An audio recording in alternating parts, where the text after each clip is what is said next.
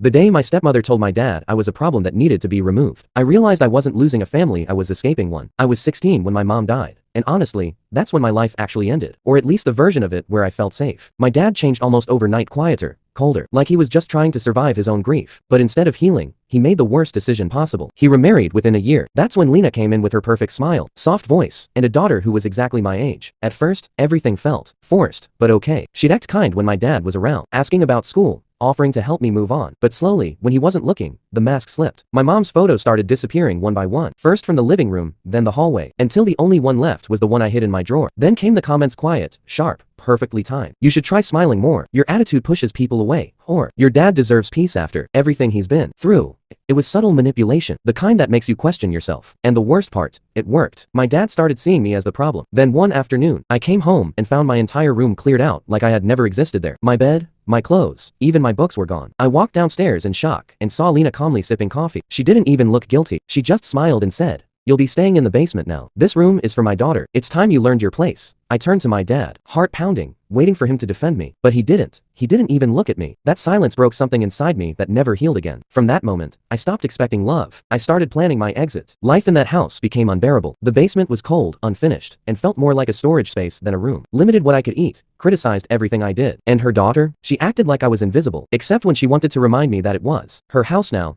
I started working part-time after school, secretly saving every dollar. I avoided being home as much as possible. But Lena wasn't done. One night, she accused me of stealing her expensive necklace. I knew it was a lie, but the way she cried, the way she twisted the story, it was terrifying how convincing she was. My dad didn't even ask for my side. He just looked at me with disappointment and slapped me. It wasn't the pain that hurt, it was the realization that I had completely lost him. That night, sitting alone in that basement, I made a promise to myself. I wouldn't beg for love anymore. I would build a life where I never needed them again. 2 years later, the moment I turned 18, I left. No goodbye, no note, just gone. I struggled a lot. Cheap apartment, long work hours, nights where I questioned if it was all worth it. But slowly, I built something real.